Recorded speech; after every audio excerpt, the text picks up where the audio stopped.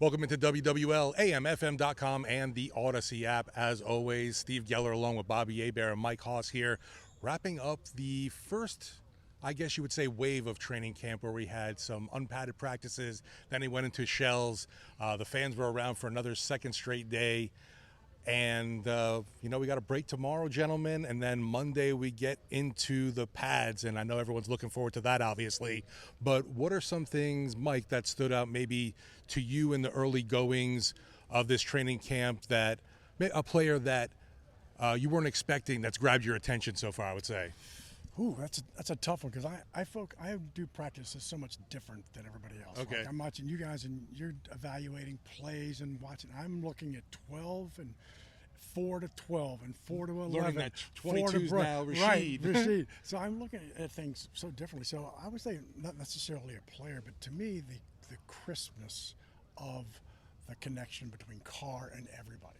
To me, that looks a step ahead of where I thought it might be. Right. You can see the OTAs, you can see the rookie mini camps, you can see the mini camp. And I just feel like the connection that he has with his receivers, and I feel like I've seen more Taysom Hill catch passes than I think in all the other camps combined in this camp. So that to me has been the most impressive. Yeah, and we definitely heard that Taysom mentioned that it was either mini camp or OTAs that he was looking to get more involved in that receiving game, and that'd be a big plus, because as much as we call him the tight end, he really hasn't been a tight end, quote unquote, for this team. And I feel like he's finally kind of just accepted the role, right? And in his heart, he's like, I'm a Swiss Army knife, but he has to wait till that day until he goes, okay, where do I go? Do I go to Pete? Do I go to the tight end room? Yeah. Do I go running back room? Quarterback room? Right. What do I do, right? And but he's whatever is asked of him, right? Today he was returning kickoffs,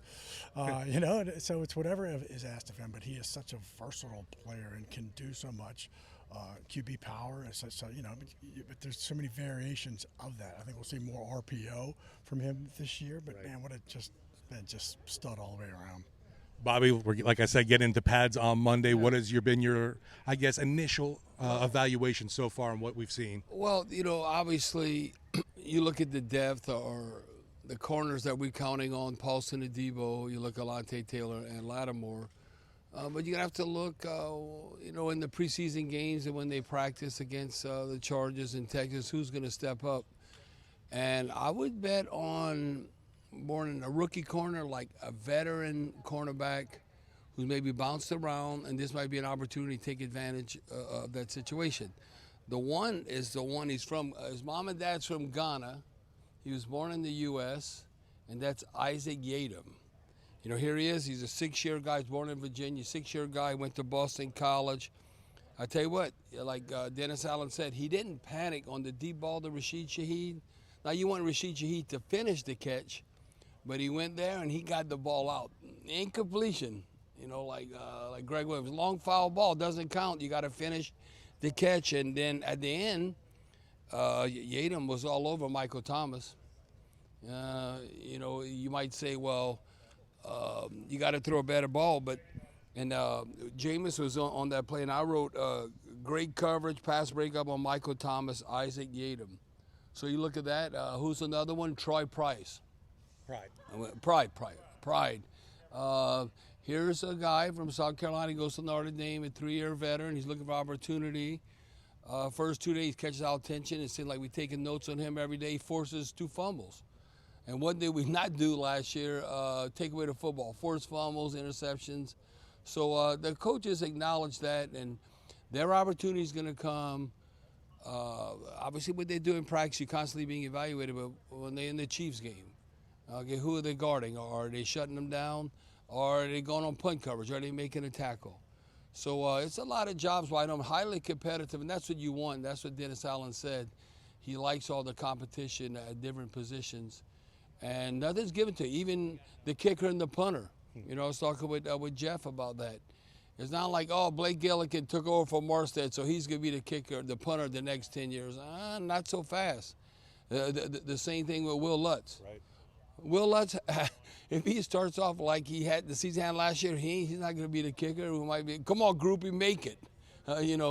It's just highly competitive. It truly is, the cliche you hear. I say this all the time. What have you done for me lately?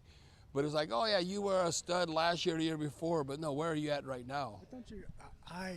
Every year we would sit here at camp and say there's competition in every position. Right. But this year there's better competition. You can have competition, Right. but this year there are some guys, because the competition is so much better, who might lose their job that you never would have anticipated. Right, they lose their job, or guys that the Saints might cut. And then I think this might have happened a season in the past where all of a sudden we cut 5 guys and they all made other teams. Right. Because you don't have limited roster spots, and it's like you can't keep everybody. And then that's when you know you've really done well, is when they have the last roster cuts and you go like, oh, well, look, they all ended up on somebody else's Right, team. they want your scraps. Yeah, and then you had like a handful of guys that end up making out the NFL teams because they're that good. Well, we'll be back after a day off on Sunday. Monday with the pads up, hop in. We'll be talking about it. 100-degree plus. 100-degree plus weather. We'll be ready, though. 100 plus. So wait, are the fans there Monday? Fans will be present Monday. Okay, the fans can watch it in pads on Monday. Now, after that, I'm like, okay, the heat index is too high. We're going inside. The fans y'all seen enough. Oh, don't get mad at me. But, you know, they want to see their favorite team, that being the New Orleans Saints. But, yeah, it'll be interesting to see. The weather's supposed to be a little hotter next week. So I wouldn't be surprised if they have a few more practices inside rather than out.